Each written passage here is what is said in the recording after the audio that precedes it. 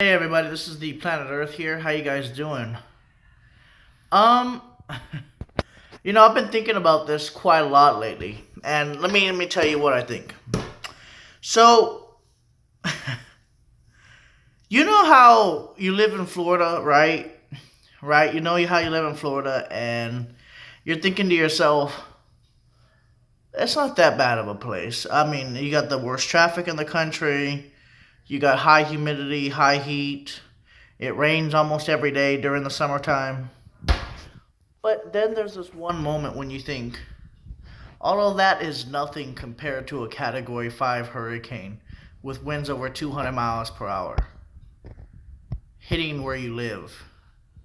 Although that hasn't happened in Florida in a long time, knowing that it can happen is very scary. It is extremely scary knowing that something like that can happen here. Knowing that you could just be sitting here and then within 24 hours, winds of over 200 miles per hour could technically hit Florida, or even 150 miles an hour. 150-mile-an-hour wind that will destroy practically everything tree-wise. The grass, I don't even think the grass would be there afterwards. If you have 200-mile-an-hour wind gusts, in some hurricanes, it is possible to reach 200-mile-an-hour wind. With that kind of wind and living this close to the ocean, knowing that it can happen is just one moment you're living your life and the next moment there's 200-mile-an-hour winds outside your door. It would blow everything around here. It would blow everything away at 200-mile-an-hour wind gusts. It would destroy everything I see in Florida. Everything that I see in Miami would be destroyed. The houses may survive because most of them are now made out of hurricane resistant material plus hurricane proof glass. But I mean, 200-mile-an-hour wind for at least a few hours, knowing that it can happen, is the scariest. It's probably scarier than an earthquake. I've been through an earthquake and shakes and shakes and shakes, but nothing like I've ever seen before. I can only imagine the terror of 200-mile-an-hour wind, knowing that you can't escape from it, knowing that your windows will get blown in, your house is going to get blown in, flooding's going to happen at the same time as you're getting blown in. Water is going to be sprayed against your body no matter where you're at in your house. It's a scary feeling to know how dangerous living here is compared to other states. I mean, I know that other states can be dangerous with the earthquakes like California, but other than that, nothing else happens there except for earthquakes. Just knowing like 200-mile-an-hour winds is possible. It's very rare, but it happens at least every 200 years. I'd say at least it happens every 200 years.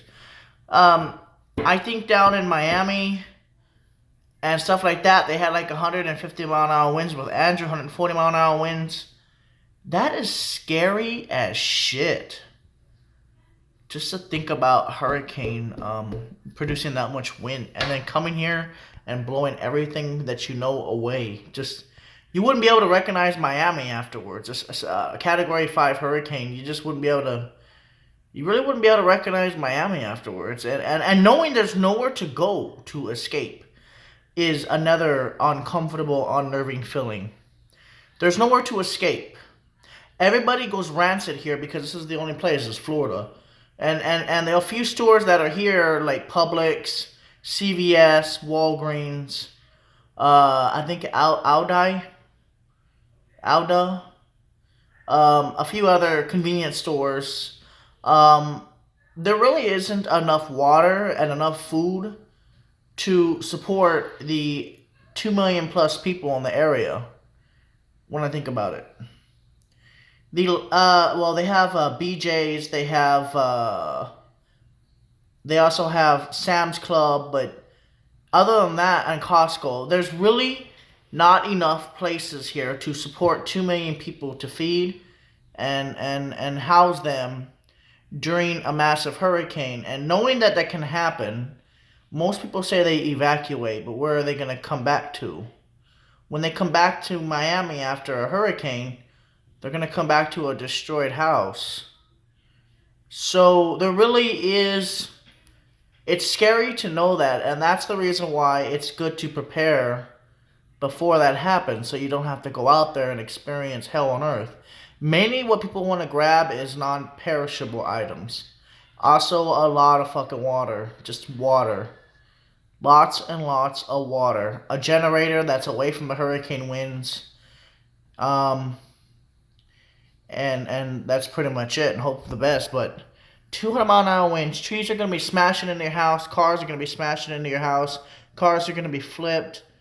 There's just going to be so much damage, and that's pretty scary to know that this tropical paradise can be destroyed easily. But at the same time, when it doesn't happen, there's a huge lapse between hurricanes and nothing happens. People get that false sense of security, but they don't realize how bad a hurricane can fuck them up. Now, as for the native Floridians, they don't really care, I guess, because they've been there their whole life, so they've been through hurricanes. But at the same time, when you get 200-mile-an-hour winds, it's gonna destroy everything that you know and own, and it could kill you. Everything in the Everglades would be. I wonder how the animals react to that shit. I wonder how the actual animals react to 200-mile-an-hour winds in the Everglades. I wonder. I wish I could have seen what the Everglades looked like right after Hurricane Andrew. I wanted to see if fucking all the trees were knocked down or something in the I'm sure they were. I'm sure they were. I would love to see that. I wonder how the alligators reacted to 200-mile-an-hour wind. Or 150 mile. It doesn't matter. That's still a lot of freaking wind. That's enough to definitely get rid of the mosquitoes' temper. It's a big ass fan. But Florida can be a very dangerous state to live in. Just other than all the traffic here is terrible. It's terrible. I've never seen anything like it in my life.